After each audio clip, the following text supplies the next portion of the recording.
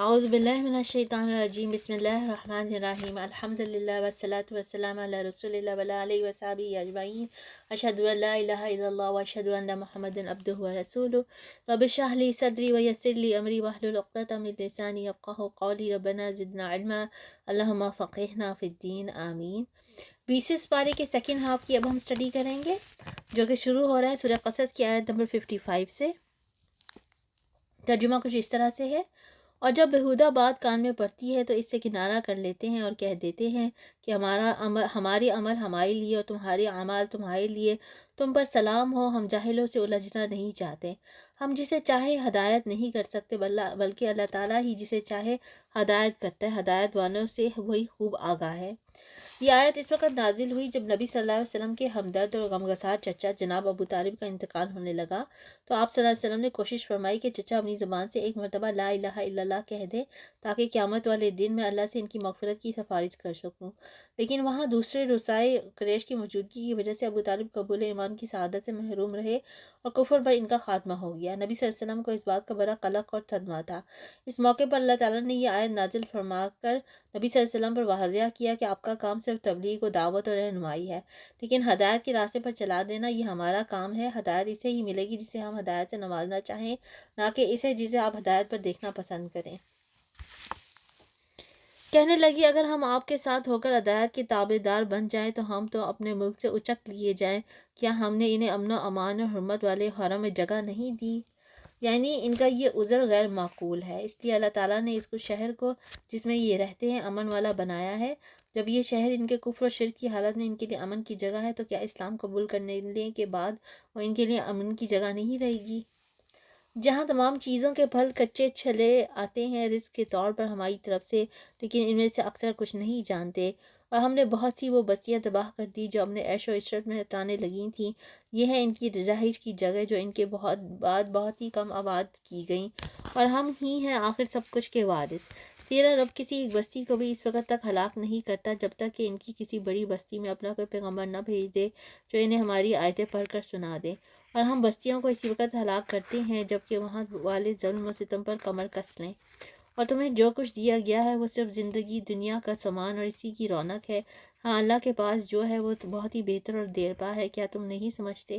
کیا وہ شخص جس سے ہم نے نیک وعدہ کیا ہے جسے وہ قطن پانے والا ہے مثل ایک شخص کے ہو سکتا ہے کہ جسے ہم نے زندگانی دنیا کی کچھ یوں ہی سی منفعت دے دی، پھر بالآخر وہ قیامت کے روز پکڑ باندھا حاضر کیا جائے گا، یعنی سزا اور عذاب کا مستحق ہوگا۔ مطلب ہے کہ اہل ایمان وعدہ الہی کے مطابق نعمتوں سے بہرور اور نام فرمان عذاب سے دوچار۔ کیا یہ دونوں برابر ہو سکتے ہیں؟ اور جس دن اللہ تعالیٰ انہیں پکار کر فرمائے گا کہ تم جنہیں اپنے گمان میں میرا شریک ٹھہرا رہے تھے کہاں ہیں، جس پر بات آ چکی، وہ جواب دیں گے کہ اے ہمارے پروردگار، یہی وہ ہیں جنہیں ہم نے بہکا رکھا تھا، ہم نے انہیں اسی طرح بہکایا جس طرح ہم بہکے تھے، ہم تیری سرکار میں اپنی دستبرداری کرتے ہیں، یعنی ہم ان سے بیزار اور الگ ہیں، ہمارا ان سے کوئی تعلق نہیں ہے۔ مطلب یہ ہے کہ وہاں یہ تابع اور متبوع، چیلے اور گروہ کا ایک دوسرے کے دشمن ہوں گے۔ یہ ہماری عبادت نہیں کرتے تھے بلکہ در حقیقت اپنی ہی خواہشات کی پیروی کرتے تھے، یعنی وہ معبودین جن کے لوگ دنیا میں عبادت کرتے تھے اس بات سے انکار کر دیں گے کہ لوگ ان کی عبادت کرتے تھے۔ کہا جائے گا کہ اپنے شریکوں کو بلاؤ، وہ بلائیں گے لیکن انہیں وہ جواب تک نہ دیں گے اور سب عذاب دیکھ لیں گے۔ کاش یہ لوگ ہدایت پا لیتے۔ اس دن انہیں بلا کر پوچھے گا کہ تم نے نبیوں کو کیا جواب دیا؟ اس سے پہلے کی آیات میں توحید سے متعلق سوال تھا۔ یہ ندائے ثانی رسالت کے بارے میں ہے، یعنی تمہاری طرف ہم نے رسول بھیجے تھے، تم نے ان کے ساتھ کیا معاملہ کیا، ان کی دعوت قبول کی تھی؟ جس طرح قبر میں سوال ہوتا ہے تیرا پیغمبر کون ہے، تیرا دین کون سا ہے، مومن تو صحیح جواب دے دیتا ہے لیکن کافر کہتا ہے مجھے تو کچھ معلوم ہی نہیں۔ پھر تو اس دن تمام خبریں اندھی ہو جائیں گی اور ایک دوسرے سے سوال تک نہ کریں گے، کیونکہ انہیں یقین ہو چکا ہوگا کہ سب جہنم میں داخل ہونے والے ہیں۔ فَأَمَّا مَن تَابَ وَآمَنَ وَعَمِلَ صَالِحًا فَعَسَىٰ أَن يَكُونَ مِنَ الْمُفْلِحِينَ۔ ہاں جو شخص توبہ کر لے، ایمان لے آئے اور نیک کام کرے، یقین ہے کہ وہ نجات پانے والوں میں سے ہو جائے گا۔ اور آپ کا رب جو چاہتا ہے پیدا کرتا ہے اور چن کر مختار کر لیتا ہے، ان میں سے کسی کو کوئی اختیار نہیں، اللہ ہی کے لیے پاکی ہے، وہ بلند تر ہے ہر اس چیز سے کہ لوگ شریک کرتے ہیں۔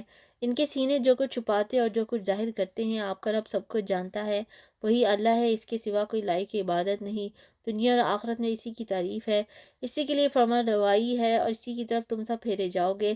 کہہ دیجئے کہ دیکھو تو صحیح، اگر اللہ تعالیٰ تم پر رات ہی رات قیامت تک برابر کر دے تو سوائے اللہ کے کون معبود ہے جو تمہارے پاس دن کی روشنی لائے؟ کیا تم سنتے نہیں ہو؟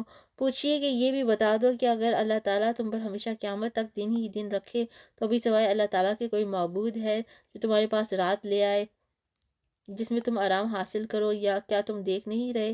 اسی نے تو تمہارے لیے اپنے فضل و کرم سے دن رات مقرر کر دی ہیں کہ تم رات میں آرام کرو اور دن میں اس کی بھیجی ہوئی روزی تلاش کرو، یہ اس لیے کہ تم شکر ادا کرو۔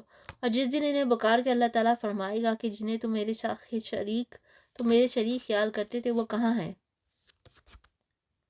اور ہم ہر امت میں سے ایک گواہ الگ کر لیں گے کہ اپنی دلیلیں پیش کرو، بس اس وقت جان لیں گے کہ حق اللہ تعالیٰ کی طرف ہے اور جو کچھ افطرا وہ جوڑتے تھے سب ان کے پاس سے کھو جائے گا۔ اور قارون تھا تو قوم موسیٰ سے، لیکن ان پر ظلم کرنے لگا، ہم نے اسے اس قدر خزانے دے رکھے تھے کہ کئی طاقتور لوگ بمشکل اس کی کنجیاں اٹھا سکتے تھے۔ ایک بار اس کی قوم نے اس سے کہا کہ اترا مت، اللہ تعالیٰ اترانے والوں سے محبت نہیں رکھتا، یعنی تکبر اور غرور کرنے والوں کو یا بخل کرنے والوں کو پسند نہیں کرتا۔ اور جو کچھ اللہ تعالیٰ نے تجھے دے رکھا ہے اس میں سے آخرت کے گھر کی تلاش بھی رکھ اور اپنے دنیاوی حصے کو بھی نہ بھول، اور جیسے کہ اللہ نے تیرے ساتھ احسان کیا ہے تو بھی سلوک کر اور ملک میں فساد کا گواہ نہ ہو، یقین مان کہ اللہ مفسدوں کو ناپسند کرتا ہے۔ قارون نے کہا یہ سب کچھ مجھے میری اپنی سمجھ کی بنا پر ہی دیا گیا ہے، کیا اسے اب تک یہ نہیں معلوم کہ اللہ تعالیٰ نے اس سے پہلے بہت سی بستی والوں کو غارت کر دیا جو اسے بہت زیادہ قوت والے اور بہت بڑی جمع پونجی والے تھے، اور گناہگاروں سے ان کے گناہوں کی باز پر ایسے وقت نہیں کی جاتی، یعنی جب گناہ اتنی تعداد زیادہ میں ہوں کہ ان کی وجہ سے وہ مستحق عذاب قرار دیے گئے ہوں تو پھر ان سے باز پرس نہیں ہوتی بلکہ اچانک ان کا مواخذہ کر لیا جاتا ہے۔ اللہ ہمیں بچائے عذاب سے۔ پس قارون پوری آرائش کے ساتھ اپنی قوم کے مجمع میں نکلا تو زندگانی دنیا کے متوالے کہنے لگے کاش کہ ہمیں بھی کسی طرح وہ مل جاتا جو قارون کو دیا گیا ہے، یہ تو بڑا ہی قسمت کا دھنی ہے۔ ذی علم لوگ انہیں سمجھانے لگے کہ افسوس، بہتر چیز تو وہ ہے جو بطور ثواب انہیں ملے گی جو اللہ پر ایمان لائے اور مطابق سنت عمل کریں، یہ بات انہی کے دل میں ڈالی جاتی ہے جو صبر و سحار والے ہوں۔ آخرکار ہم نے اسے اس کے محل سمیت زمین میں دھسا دیا، یعنی قارون کو اس کے تکبر کی وجہ سے اس کے محل اور خزانوں سمیت زمین میں دھسا دیا۔ حدیث میں ہے کہ رسول اللہ صلی اللہ علیہ وسلم نے فرمایا ایک آدمی اپنے آزار زمین پر لٹکائے جا رہا تھا، اللہ کو اس کا یہ تکبر پسند نہیں آیا اور اسے زمین میں دھسا دیا گیا، پس وہ قیامت تک زمین میں دھستا چلا جائے گا۔ اللہ معاف کرے، اللہ ہمیں بچائے ایسے کسی بھی عذاب سے۔ اور اللہ کے سوا کوئی جماعت اس کی مدد کے لیے تیار نہ ہوئی، نہ وہ خود اپنے بچانے والوں میں سے ہو سکا، اور جو لوگ کل اس کے مرتبے پر پہنچنے کی آرزو مندیاں کر رہے تھے وہ آج کہنے لگے کہ کیا تم نے نہیں دیکھا کہ اللہ تعالیٰ ہی اپنے بندوں میں سے جس کے لیے چاہے روزی کشادہ کر دیتا ہے اور تنگ بھی، اگر اللہ تعالیٰ ہم پر فضل نہ کرتا تو ہمیں بھی دھسا دیتا، کیا دیکھتے نہیں ہو کہ ناشکروں کو کبھی کامیابی نہیں ہوتی؟ یعنی اگر کچھ اللہ نے بہتری دی بھی ہے زندگی میں تو اس کے لیے شکر اللہ کا ہی کرنا ہے، اللہ کی طرف ہی منسوب کرنا ہے اس کامیابی کو۔ آخرت کا یہ بھلا گھر ہم انہی کے لیے مقرر کر دیتے ہیں جو زمین میں اونچائی، برائی اور فقر نہیں کرتے، نہ فساد کی چاہت رکھتے ہیں، پرہیزگاروں کے لیے نہایت ہی عمدہ انجام ہے۔ انشاءاللہ جو شخص نیکی لائے گا اسے اس سے بہتر ملے گا، یعنی کم از کم ہر نیکی کا بدلہ 10 گنا تو ضرور ملے گا، اور جس کے لیے اللہ چاہے گا اسے بھی کہیں زیادہ عطا فرمائے گا۔ اللہ ہمیں بھی ایسے لوگوں میں سے بنا دے جن کو نیکیوں کا بدلہ جو ہے کئی گنا زیادہ ملے، اور جو برائی لے کر آئے گا تو ایسے بدعمالی کرنے والوں کو انہی اعمال کا بدلہ دیا جائے گا جو وہ کرتے تھے، یعنی نیکی کا بدلہ تو بڑھا چڑھا کر دیا جائے گا لیکن برائی کا بدلہ برائی کے برابر ہی ملے گا، یعنی نیکی کی جزا میں اللہ کے فضل و کرم کا اور بدی کی جزا میں اس کے عدل کا مظاہرہ ہوگا۔ جس اللہ نے آپ پر قرآن نازل فرمایا ہے وہ آپ کو دوبارہ پہلی جگہ لانے والا ہے، کہہ دیجئے کہ میرا رب اسے بھی بخوبی جانتا ہے جو ہدایت لایا ہے اور اسے بھی جو کھلی گمراہی میں ہے۔ یعنی مکہ جہاں سے آپ کو نکلنے پر مجبور کر دیے گئے تھے، چنانچہ ہجرت کے 8 سال بعد اللہ کا یہ وعدہ پورا ہو گیا اور اب 8 ہجری میں فاتحانہ طور پر مکہ میں دوبارہ تشریف لے گئے۔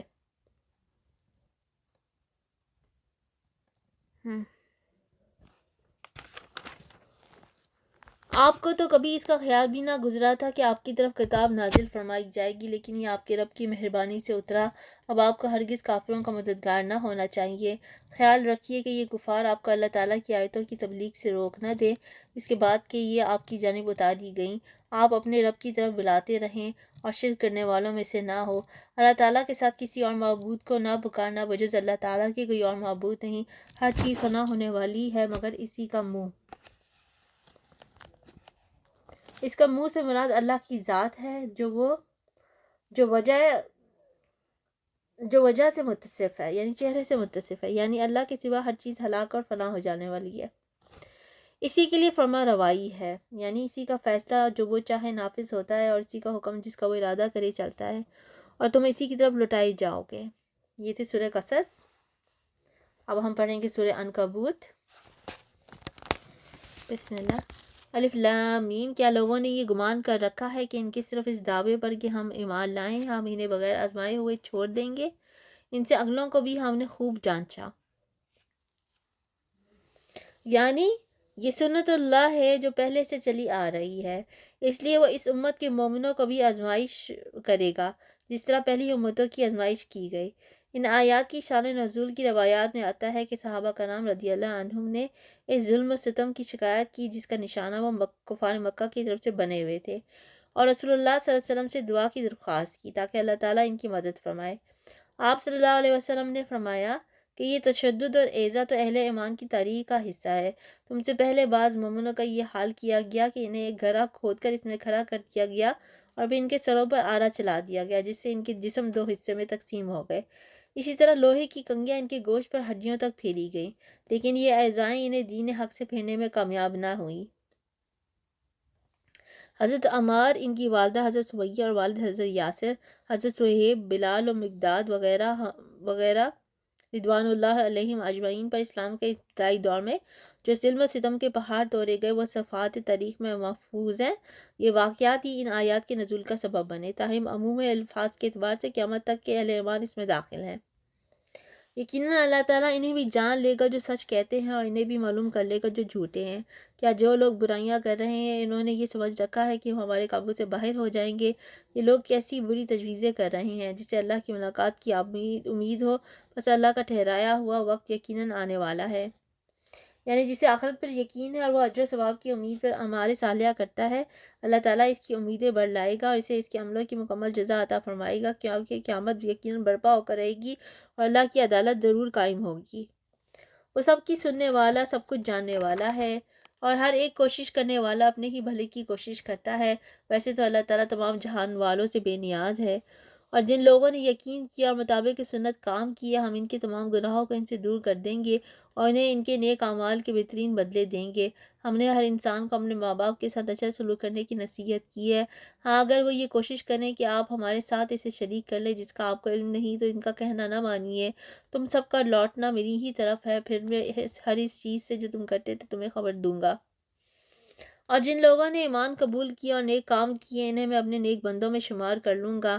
اور بعض لوگ ایسے بھی ہیں جو زبانی کہتے ہیں کہ ہم ایمان لائے ہیں، لیکن جب اللہ کی راہ میں کوئی مشکل آن پڑتی ہے تو لوگوں کی ایذا دہی کو اللہ تعالیٰ کے عذاب کی طرح بنا لیتے ہیں۔ ہاں اگر اللہ کی مدد آ جائے تو پکار اٹھتے ہیں کہ ہم تو تمہارے ساتھی ہی ہیں، لیکن دنیا جہاں کے دلوں میں جو کچھ ہے اس سے اللہ تعالیٰ دانا و بعلم ہے نہیں ہے۔ کیا دنیا جہاں کے دلوں میں جو کچھ ہے اس سے اللہ تعالیٰ دانا و بعلم نہیں ہے؟ یہ ایک کوشچن ہے۔ جو لوگ ایمان لائے اللہ انہیں بھی جان کر رہے گا اور منافقوں کو بھی جان کر رہے گا۔ کافروں نے ایمانت داری سے کہا کہ تم ہماری راہ کی تابعداری کرو، تمہارے گناہ میں غلط پڑ گئی۔ کافروں نے ایمان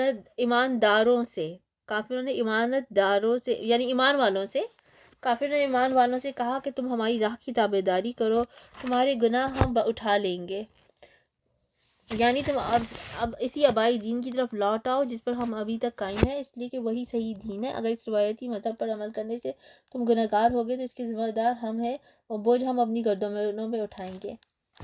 یعنی ان کو کہہ رہے تھے کہ اپنے جو پرانا شرکیہ دین تھا اس میں واپس آ جاؤ، اور اگر تمہیں اس کا گناہ ہوگا تو اس گناہ کا بوجھ ہم اٹھائیں گے۔ حالانکہ وہ ان کے گناہوں میں سے کچھ بھی نہیں اٹھانے والے، یہ تو محض جھوٹ ہے۔ البتہ یہ اپنے بوجھ ڈھو لیں گے، اپنے بوجھوں کے ساتھ ہی اور بوجھ بھی، اور جو کچھ افطرا پردازیاں کر رہے ہیں ان سب کی بابت ان سے باز پرس کی جائے گی۔ اور ہم نے نوح کو ان کی قوم کی طرف بھیجا، وہ ان میں 950 سال تک رہے، پھر تو انہیں طوفان نے دھر پکڑا اور وہ تھے بھی ظالم۔ پھر ہم نے انہیں اور کشتی والوں کو نجات دی، اور اس واقعے کو ہم نے تمام جہان کے لیے عبرت کا نشان بنا دیا۔ اور ابراہیم نے بھی اپنی قوم سے فرمایا کہ اللہ تعالیٰ کی عبادت کرو اور اسے ڈرتے رہو، اگر تم میں دنائی ہے تو یہی تمہارے لیے بہتر ہے۔ تم تو اللہ تعالیٰ کے سوا بتوں کی پوجا پاٹ کر رہے ہو اور جھوٹی باتیں دل سے گھیر لیتے ہو۔ سنو، جن کی تم اللہ تعالیٰ کے سوا پوجا پاٹ کر رہے ہو وہ تو تمہاری روزی کے مالک نہیں، بس تمہیں چاہیے کہ تم اللہ تعالیٰ ہی سے روزیاں طلب کرو اور اسی کی عبادت کرو اور اسی کی شکر گزاری کرو، اسی کی طرف تم لوٹائے جاؤ گے۔ اور اگر تم جھٹلاؤ تو تم سے پہلے کی امتوں نے بھی جھٹلایا ہے۔ رسول کے ذمہ تو صرف صاف طور پر پہنچا دینا ہے کہ انہوں نے نہیں دیکھا کہ مخلوق کی ابتدا کس طرح اللہ نے کی، پھر اللہ اس کا اعادہ کرے گا، یہ تو اللہ تعالیٰ پر بہت ہی آسان ہے۔ کہہ دیجئے کہ زمین میں چل پھر کر دیکھو تو صحیح کہ کس طرح اللہ تعالیٰ نے ابتدائی پیدائش کی، پھر اللہ تعالیٰ ہی دوسری نئی پیدائش کرے گا۔ اللہ تعالیٰ ہر چیز پر قادر ہے، جسے چاہے عذاب کرے، جس پر چاہے رحم کرے، تم سب اسی کی طرف لوٹائے جاؤ گے۔ تم نہ تو زمین میں اللہ تعالیٰ کو عاجز کر سکتے ہو، نہ آسمان میں۔ اللہ تعالیٰ کے سوا تمہارا کوئی والی ہے نہ مددگار۔ جو لوگ اللہ تعالیٰ کی آیتوں اور اس کی ملاقات کو بھلاتے ہیں وہ میری رحمت سے ناامید ہو چکے ہیں، اور ان کے لیے دردناک عذاب ہے۔ ان کی قوم کا جواب بجز اس کے کچھ نہ تھا کہ کہنے لگے کہ اسے مار ڈالو یا اسے جلا دو۔ آخرش اللہ نے انہیں آگ سے بچا لیا۔ اس میں ایماندار لوگوں کے لیے تو بہت سی نشانیاں ہیں۔ حضرت ابراہیم نے کہا کہ تم نے جن بتوں کی پرستی اللہ کے سوا کی ہے یہ کچھ نہیں، صرف تم نے انہیں آپس کی دنیاوی دوستی کی بنا پر ٹھہرا لیا ہے۔ پھر کچھ بعد تم سب قیامت کے دن ایک دوسرے سے کفر کرنے لگو گے اور ایک دوسرے پر لعنت کرنے لگو گے۔ یعنی قیامت کے دن تم ایک دوسرے کا انکار اور دوستی کے بجائے ایک دوسرے پر لعنت کرو گے، اور تمہارا سب کا ٹھکانہ دوزخ ہوگا، تمہارا کوئی مددگار نہ ہوگا۔ پس حضرت ابراہیم پر حضرت لوط ایمان لائے اور کہنے لگے کہ میں اپنے رب کی طرف ہجرت کرنے والا ہوں، وہ بڑا ہی غالب اور حکیم ہے۔ اور ہم نے ابراہیم کو اسحاق و یعقوب عطا فرمایا، اور ہم نے نبوت اور کتاب ان کی اولاد میں ہی کر دی، اور ہم نے دنیا میں بھی اسے ثواب دیا اور آخرت میں تو وہ صالح لوگوں میں سے ہے۔ اور حضرت لوط کا بھی ذکر کرو، جبکہ انہوں نے اپنی قوم سے فرمایا کہ تم تو اس بدکاری پر اتر آئے ہو جسے تم سے پہلے دنیا بھر میں کسی نے نہیں کیا۔ کیا تم مردوں کے بعد بدفعلی کے لیے آتے ہو، راستے بند کرتے ہو اور اپنی عام مجلسوں میں بے حیائی کا کام کرتے ہو؟ اس کے جواب میں اس کی قوم نے بجز اس کے اور کچھ نہیں کہا کہ بس جا، اگر سچا ہے تو ہمارے پاس اللہ تعالیٰ کا عذاب لے آ۔ حضرت لوط نے دعا کی کہ اے پروردگار، اس مفسد قوم پر میری مدد فرما۔ اور جب ہمارے بھیجے ہوئے فرشتے حضرت ابراہیم کے پاس بشارت لے کر پہنچے، کہنے لگے کہ اس بستی والوں کو ہم ہلاک کرنے والے ہیں، یقیناً یہاں کے رہنے والے گنہگار ہیں۔ حضرت ابراہیم نے کہا اس میں تو لوط ہیں۔ فرشتوں نے کہا یہاں جو ہیں ہم انہیں بخوبی جانتے ہیں۔ لوط کو اور اس کے خاندان کو سوائے اس کی بیوی کے ہم بچا لیں گے، البتہ وہ عورت پیچھے رہ جانے والوں میں سے ہے۔ پھر جب ہمارے قاصد لوط کے پاس پہنچے تو ان کی وجہ سے غمگین ہوئے اور دل میں رنج کرنے لگے۔ قاصدوں نے کہا آپ نہ خوف کھائیے نہ آزردہ ہو جائیے، ہم آپ کو آپ کے متعلقین سے بچا لیں گے، مگر آپ کی بیوی کے وہ عذاب کے لیے باقی رہ جانے والوں میں سے ہوگی۔ ہم اس بستی والوں پر آسمانی عذاب نازل کرنے والے ہیں اس وجہ سے کہ یہ بے حکم ہو رہے ہیں، البتہ تحقیق ہم نے اس بستی کو صریح عبرت کی نشانی بنا دیا ان لوگوں کے لیے جو عقل رکھتے ہیں۔ اور مدین کی طرف ہم نے ان کے بھائی شعیب کو بھیجا، انہوں نے کہا اے میری قوم کے لوگوں، اللہ کی عبادت کرو، قیامت کے دن کی توقع رکھو اور زمین میں فساد نہ کرتے پھرو۔ پھر بھی انہوں نے انہیں جھٹلایا، آخر انہیں زلزلے نے پکڑ لیا اور وہ گھروں میں بیٹھے کے بیٹھے مردہ ہو کر رہ گئے۔ اور ہم نے عادیوں اور سمودیوں کو بھی غارت کیا جن کے بعض مکانات تمہارے سامنے ظاہر ہیں، اور شیطان نے انہیں ان کی بدعمالیاں آراستہ کر دکھائی تھی اور انہیں راہ سے روک دیا تھا، باوجود یہ کہ یہ آنکھوں والے اور ہوشیار تھے۔ اور قارون اور فرعون اور حامان کو بھی ان کے پاس حضرت موسیٰ کھلے کھلے معجزے لے کر آئے تھے، پھر بھی انہوں نے زمین میں تکبر کیا لیکن ہم سے آگے بڑھنے والے نہ ہو سکے۔ پھر تو ہر ایک کو ہم نے اس کے گناہ کے وبال میں گرفتار کر لیا۔ ان میں سے بعض پر ہم نے پتھروں کا میل برسایا اور ان میں سے بعض کو زور آور سخت آواز نے دبوچ لیا، اور ان میں سے بعض کو ہم نے زمین میں دھسا دیا اور ان میں سے بعض کو ہم نے ڈبو دیا۔ اللہ تعالیٰ ایسا نہ تھا کہ ان پر ظلم کرے، بلکہ یہی لوگ اپنی جانوں پر ظلم کرتے تھے۔ جن لوگوں نے اللہ تعالیٰ کے سوا اور کارساز مقرر کر رکھے ہیں ان کی مثال مکڑی کی سی ہے کہ وہ بھی ایک گھر بنا لیتی ہے، حالانکہ تمام گھروں سے زیادہ بودا گھر مکڑی کا گھر ہے۔ یعنی جس طرح مکڑی کا جالا نہایت بودا، کمزور اور ناپائیدار ہوتا ہے۔ ہاتھ کے ادنے سے اشارے سے وہ نابود ہو جاتا ہے۔ اللہ کے سوا دوسروں کو اپنا معبود، حاجت روا اور مشکل کشا سمجھنا بھی بالکل ایسا ہی ہے، یعنی بالکل بے فائدہ ہے، کیونکہ وہ بھی کسی کے کام نہیں آ سکتے۔ اس لیے غیر اللہ کے سہارے میں مکڑی کے جالے کی طرح یکسر ناپائیدار ہیں۔ اگر یہ پائیدار یا نفع بخش ہوتے تو یہ معبود گزشتہ اقوام کو تباہی سے بچا لیتے، لیکن دنیا نے دیکھ لیا کہ وہ انہیں نہیں بچا سکتے۔ کاش وہ جان لیتے۔ اللہ تعالیٰ ان تمام چیزوں کو جانتا ہے جنہیں وہ اس کے سوا پکار رہے ہیں۔ وہ زبردست اور ذی حکمت ہے۔ وَتِلْكَ الْأَمْثَالُ نَضْرِبُهَا لِلنَّاسِ وَمَا يَعْقِلُهَا إِلَّا الْعَالِمُونَ خَلَقَ اللَّهُ السَّمَاوَاتِ وَالْأَرْضَ بِالْحَقِّ إِنَّ فِي ذَلِكَ لَآيَةً لِلْمُؤْمِنِينَ۔ ہم ان مثالوں کو لوگوں کے لیے بیان فرما رہے ہیں، انہیں صرف علم والے ہی جانتے ہیں۔ اللہ تعالیٰ نے آسمانوں اور زمین کو مصلحت اور حق کے ساتھ پیدا کیا ہے۔ ایمان والوں کے لیے تو اس میں بڑی بھاری دلیل ہے، یعنی اللہ کے وجود کی، اس کی قدرت اور علم و حکمت کی، اور پھر اسی دلیل سے وہ اس نتیجے پر پہنچتے ہیں کہ کائنات میں اس کے سوا کوئی معبود نہیں، کوئی حاجت روا اور مشکل کشا نہیں۔ یہ تھا 20واں سپارہ، جس میں ایک مکڑی کے جالے کا ذکر تھا کہ کفر کرنے والوں کا دوسروں کے سہارے پہ رہنا، دوسروں سے مدد کی امید رکھنا ایسا ہی ہے جیسے مکڑی کا جالا ہوتا ہے، جو صرف ایک ہاتھ، ہلکا سا ہاتھ لگے تو ختم ہو جاتا ہے۔ سبحانک اللہم و بحمدک، اشہد ان لا الہ الا انت، استغفرک و اتوب الیک۔